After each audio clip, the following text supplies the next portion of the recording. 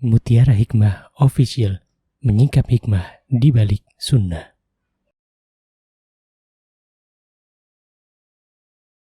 Salurkan donasi terbaik Anda untuk mendukung dakwah Mutiara Hikmah Official.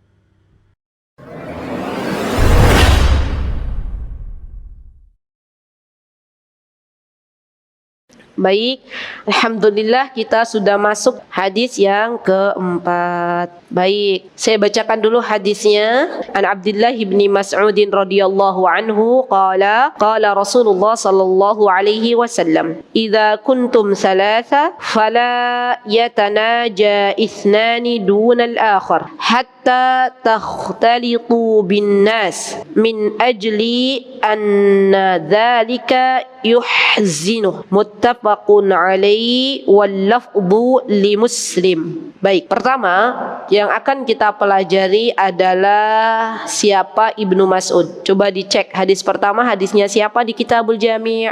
Abu Hurairah. Hadis yang kedua Abu Hurairah. Hadis yang ketiga baru Nawas bin Sam'an. Diingat-ingat ya. Hadis yang keempat, hadisnya siapa ini? Abdullah bin Mas'ud. Jadi an Ibni Mas'ud itu maksudnya adalah Abdullah bin Mas'ud. Kalau di ibu-ibu di matannya Abdullah atau Ibnu? Ibnu di situ. Baik. Jadi ibu-ibu dalam kosakata para sahabat kalau disebutkan Ibnu itu artinya adalah Abdullah. Nama aslinya Abdullah. Ibnu Umar Abdullah bin Umar, Ibnu Abbas Abdullah bin Abbas, Ibnu Mas'ud Abdullah bin Mas'ud, Ibnu Zubair Abdullah bin Zubair. Ya. Jadi namanya adalah bukan Ibnu. Ibnu itu maksudnya anaknya Mas'ud. Siapa? Sudah terkenal kalau sebutkan Ibnu berarti namanya adalah Abdullah. Ya, kenapa Abdullah ini banyak sekali digunakan oleh para sahabat ridwanullahi alaihim untuk anak-anak mereka? Karena nama Abdullah dan Abdurrahman adalah dua nama yang dicintai oleh Allah Subhanahu wa taala. Jadi ibu-ibu daripada bingung-bingung punya anak laki-laki siapa mau namanya, udah namain aja Abdullah. Kalau enggak Abdurrahman. Dah cukup gitu ya. Kenapa? Karena ini dua nama yang Allah Subhanahu wa taala cintai. Baik, Abdullah bin Mas'ud, dua-duanya nih ibu-ibu, anak sama bapak itu sahabat sama ya. Jadi Mas'ud juga sahabi, Abdullah juga sahabi. Maka dari itu kita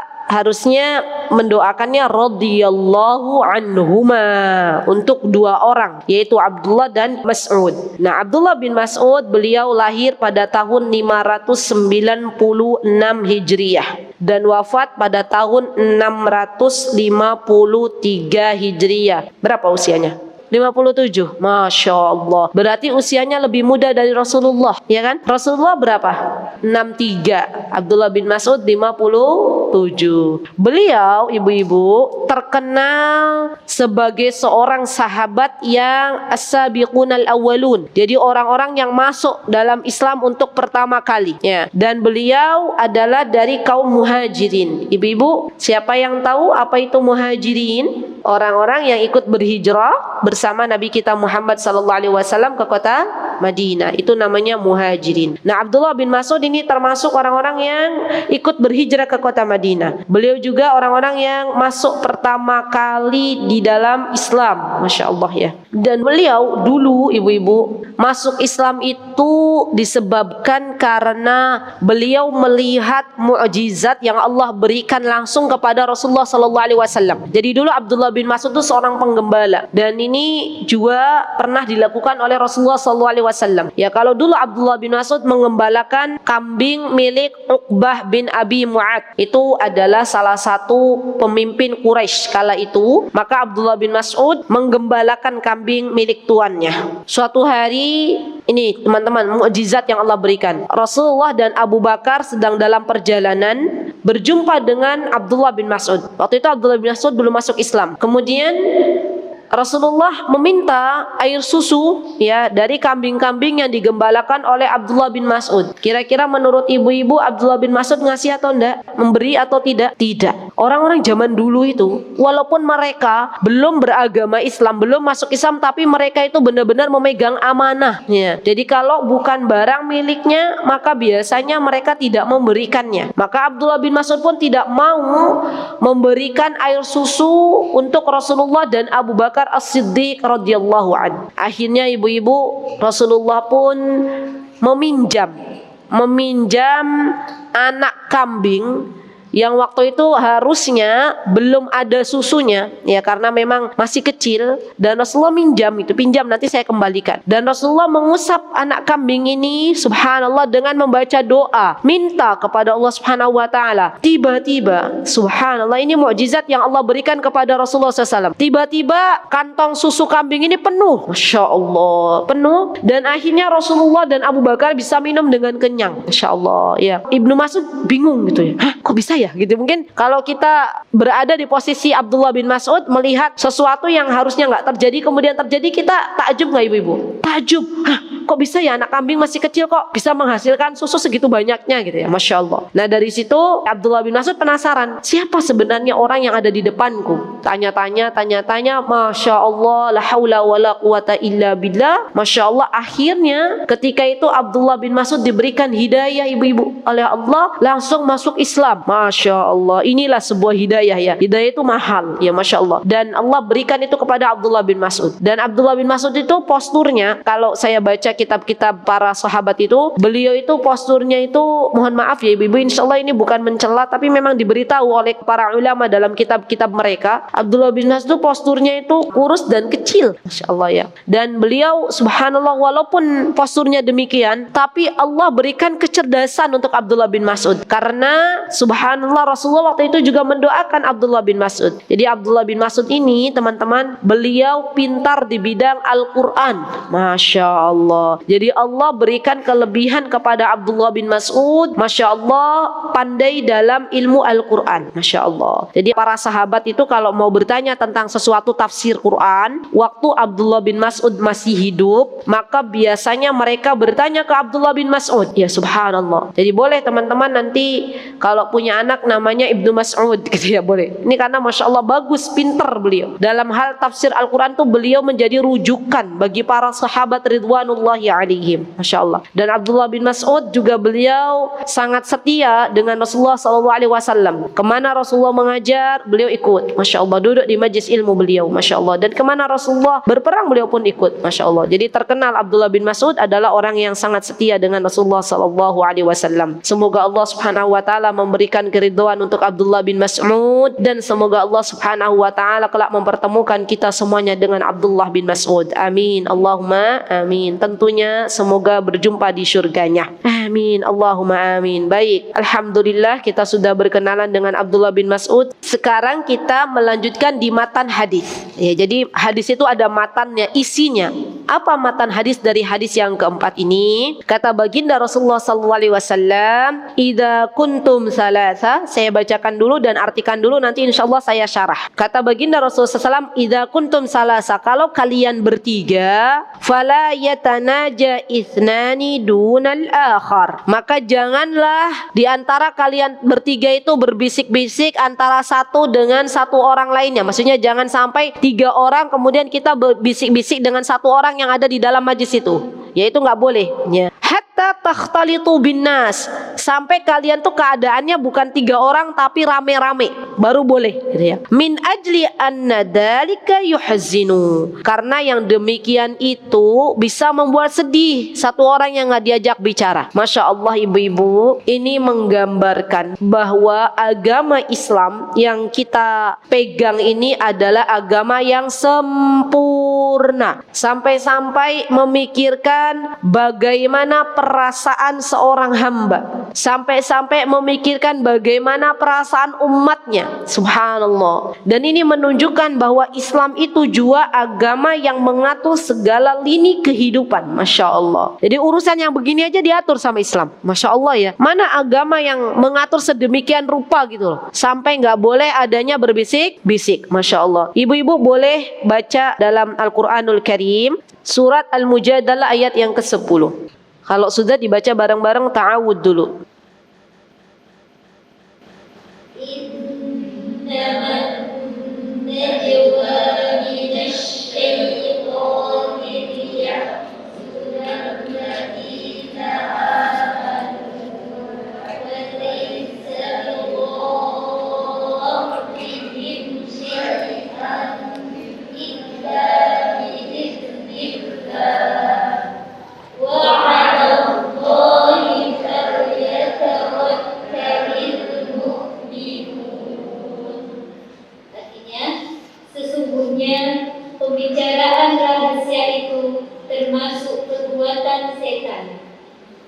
orang-orang yang beriman itu bersedih hati, sedang pembicaraan itu tidaklah memberi bencana sedikit pun kepada mereka, kecuali dengan izin Allah.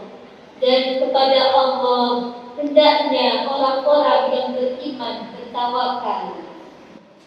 Masya Allah, jazakillahu khairah, barakallahu fiik ibu-ibu. Jadi urusan masalah adanya larangan berbisik-bisik antara satu orang dengan yang lainnya, dengan satu orang lagi, itu bukan hanya diatur di dalam hadis, tapi ada juga di dalam Al-Quranul Karim, yaitu surah Al-Mujadilah ayat 10, di mana Allah Subhanahu wa taala melarang kita untuk berbisik-bisik, ya, karena bisik-bisik itu adalah step by stepnya syaitan dalam mengganggu anak Bani Adam, ya. Orang misalnya ibu-ibu lagi bertiga nih dalam satu tempat, misalnya entah itu lagi ngebakso, biasanya ibu-ibu ya, atau lagi ngobrol bareng, tiba-tiba A, B, C, ibu A tiba-tiba narik diri ke telinganya ibu B, bisik-bisik. Kira-kira yang C dia prasangka buruk nggak ke yang berdua ini? Apa kira-kira menurut yang C ini? Oh, jangan-jangan aku yang dibicarain gitu kan, Bu? Loh, kok kalau bukan saya yang dibicarakan kenapa mesti berdua bisik-bisiknya gitu ya? Yang kedua, ada lagi prasangka buruk yang C ini kepada yang A dan B. Oh, jangan-jangan saya punya salah ke mereka. Bisa jadi kan? Kok saya nggak diajak bicara ya? Gitu. Yang ketiga, bisa jadi yang C ini dia memiliki prasangka buruk lagi kepada A dan B. Wah, kayaknya mereka tidak suka dengan saya. Bisa kan? Begitu? Jadi nanti timbul tuh rasa suudzon kepada saudari kita sendiri. Padahal ibu-ibu, yang namanya suudzon, ya,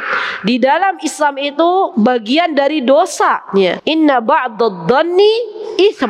Ada kan dalam surat Al-Hujurat, ya. Penting loh ibu-ibu, kita itu belajar surah Al-Hujurat, mentadabburi surah Al-Hujurat, itu bagian dari fokus kita dalam belajar Al-Quran. Karena dalam surah Al-Hujurat itu banyak sekali adab-adab, etika yang di situ adalah untuk kebaikan bersama. Misal dalam surat Al-Hujurat kita dilarang untuk saling cela-mencela, kita dilarang untuk saling menghina dengan perkataan-perkataan yang dapat menyakitkan atau memanggil dengan gelar-gelar yang dia tidak sukai. Dalam surat Al-Hujurat kita tidak boleh yang namanya ngomongin orang, ya, ghibah nggak boleh, kita nggak boleh suudzon, kita nggak boleh apalagi dalam surat Al-Hujurat mencuri perkataan.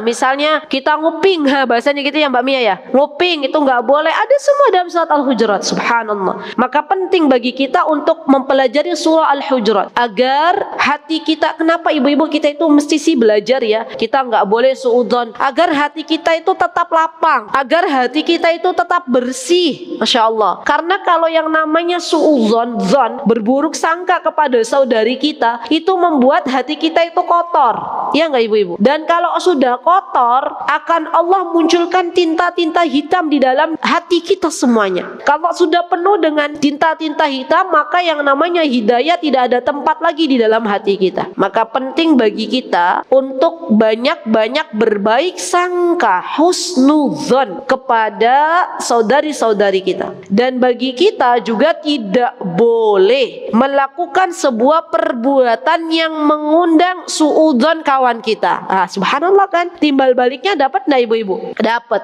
Orang lain nggak boleh suudzon ke kita, kita juga nggak boleh melakukan sebuah perbuatan di mana di situ akhirnya mengundang suudzonnya orang lain kepada kita. Jadi dua-duanya tuh Islam benar-benar melihat gitu ya. Yang satu nggak boleh suudzon, yang satu juga nggak boleh melakukan perbuatan yang menyebabkan saudarinya itu akhirnya berburuk sangka. Masya Allah. Nah, bagaimana sih aplikasinya ibu-ibu? Yang namanya berbisik-bisik itu nggak boleh. Aplikasi dalam kehidupan kita realnya, kenyataannya, misal dia berbisik-bisik tanpa terdengar suara, yang namanya bisik-bisik ya, mesti kan suaranya nggak kedengeran. Kalau yang kedengeran suara namanya apa Bu? Berbicara gitu kan, namanya bisik gitu kan, paling cuma kedengeran gitu ya. Dan ini ibu-ibu, mohon bagi kita seorang ibu ajarkan kepada anak-anak kita. Akhlak tidak boleh berbisik-bisik. Kalau ada kawanmu nak, maka kamu gak boleh bisik-bisik dengan kawanmu yang lain. Kalau pas engkau wahai anakku bertiga dengan temannya. Kenapa? Karena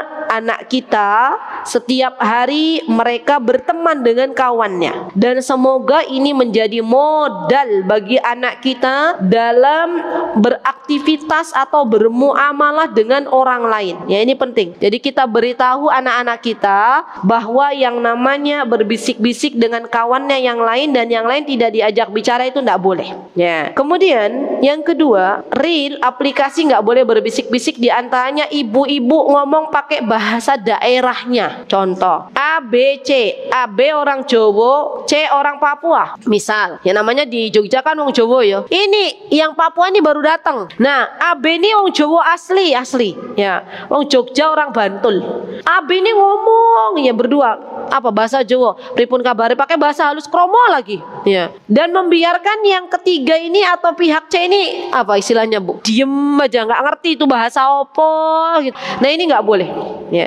Jadi ingat ya teman-teman, ini juga nggak boleh. Ada teman kita dari luar Pulau Jawa, kita ngobrol bahasa Jawa sehingga kawan kita merasa ngobrol apa tuh yo? Aku ora ngerti. Saya ngobrol apa sih nggak ngerti gitu ya. Itu juga nggak boleh. Berarti kita pakai bahasanya bahasa Indonesia yang mudah dipahami oleh semua orang. Kalau kita lagi bertiga. Atau yang ketiga, aplikasi real dalam kehidupan kita ibu-ibu. Misal, ibu-ibu ini lagi kumpul bertiga. 1, 2, 3, A, B, C. A sama B ini bahasa Inggrisnya jago banget. Casisus gitu ya. Yang C ini, yang ketiga ini boro-boro belajar bahasa Inggris. Ya, karena mungkin, mohon maaf ya, pendidikannya juga tidak tinggi misalnya. Nah, berdua ini gaya banget ya. Casisus ngomong bahasa Inggris ya.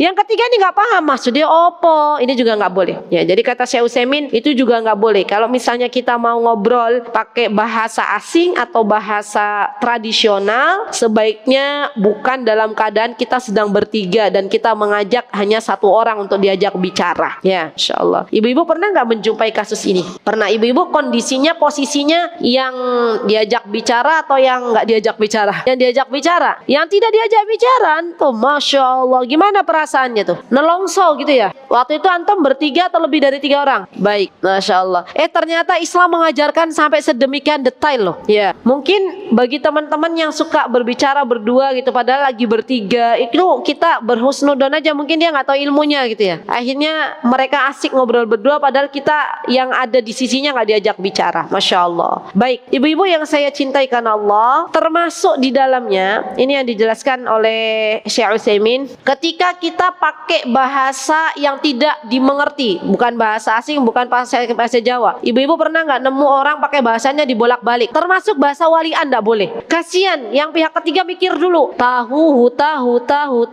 Oh, tahu gitu kan, kasian. Nah, itu nggak boleh juga pakai bahasa walikan kalau kita lagi bertiga. Ya, kita ngobrol dengan orang yang udah pandai bahasa walikan. Orang kalau sudah pandai pakai bahasa walikan kan nggak pakai mikir tuh ya. Ya itu sudah otomatis ya. Dan kasihan yang satu belum bisa pakai bahasa walikan, akhirnya dia mikir lagi. Ngomong apa gitu ya. Itu nggak boleh ibu-ibu ya. Baik, alhamdulillah. Jadi real aplikasinya begitu. Kita nggak boleh ngomong pakai bahasa asing atau bahasa yang lainnya, bahasa tradisional atau bahasa walikan kalau kita sedang bertiga. Nah, bagaimana kalau posisi kita itu lebih dari bertiga? Misalnya berlima atau bertujuh atau lagi rame-rame. Boleh nggak kita bisik-bisik dengan teman kita? Boleh nggak? Boleh nggak, ibu-ibu? Boleh. Kenapa?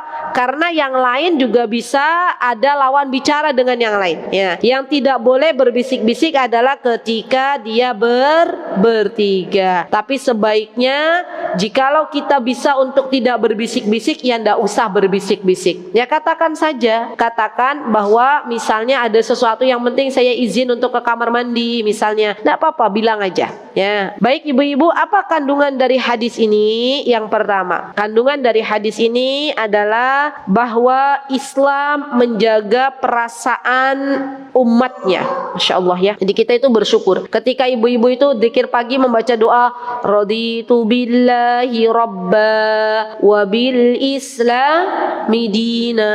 Itu pakai rasa, coba. Pakai rasa, ya Allah, hamba benar-benar ridho Engkau adalah Rabbku. Ya Allah, hamba hamba benar-benar ridho agama Islam ini menjadi agamaku. Itu beda rasanya kalau kita hanya zikir pagi dengan lisan, raditu billahi robba wa bil islami dina Nabi Muhammadin sallallahu alaihi wasallam nabiyya, misal. Itu beda banget, feelnya tuh rasanya beda. Coba nanti zikir sore itu mulai dirasakan, ya Allah alhamdulillah engkau telah meneguhkan hamba untuk menjadi seorang muslimah gitu ya, Masya Allah. Baik, kemudian yang kedua, yang tadi ya, Islam itu menjaga perasaan umatnya.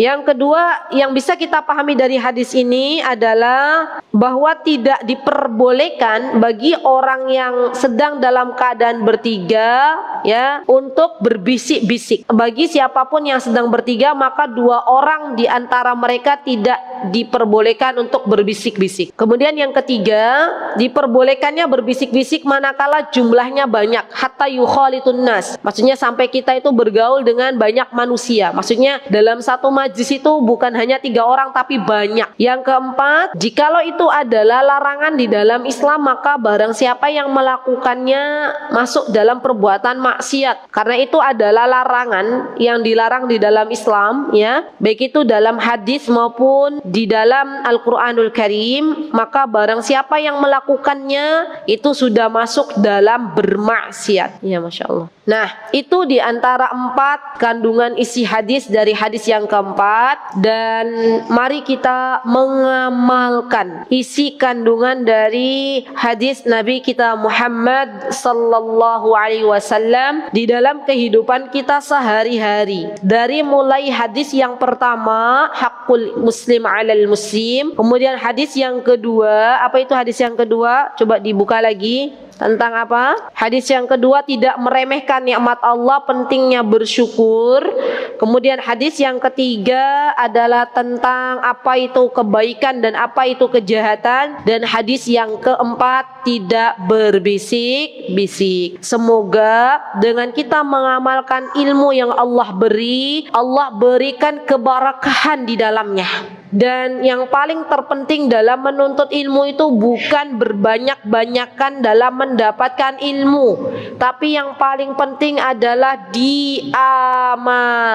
Jangan pernah bosan untuk berdoa kepada Allah dengan sebuah doa, Allahumma inni as'aluka ilman nafi'an wa rizqan thayyiban wa amalan mutaqabbalan. Atau dengan sebuah doa, Allahumma inni a'udzubika min ilmin la yanfa' wa min qalbin la yakhsha' wa min du'ain la yusma' wa min nafsin la tashba' wa a'udzubika min haula'il arba'. Itu doa agar kita dijauhkan dari ilmu yang tidak bermanfaat. Semoga Allah Subhanahu wa taala mengampuni dosa-dosa kita, dan itu yang bisa saya sampaikan dalam kajian yang mulia ini. Semoga Allah Subhanahu wa taala menjadikan kita semuanya orang-orang yang istiqomah dalam bermajlis ilmu. Semoga Allah Subhanahu wa taala memberikan kepada kita usia. Jikalau ada kebenaran datangnya dari Allah Subhanahu wa taala, jikalau ada kesalahan datangnya dari saya pribadi, saya mohon maaf yang sebesar-besarnya. Aqulu qouli hadza wastaghfirullah li wa lakum wa akhiru da'wana anil hamdulillahi rabbil alamin. Wassalamualaikum warahmatullahi wabarakatuh.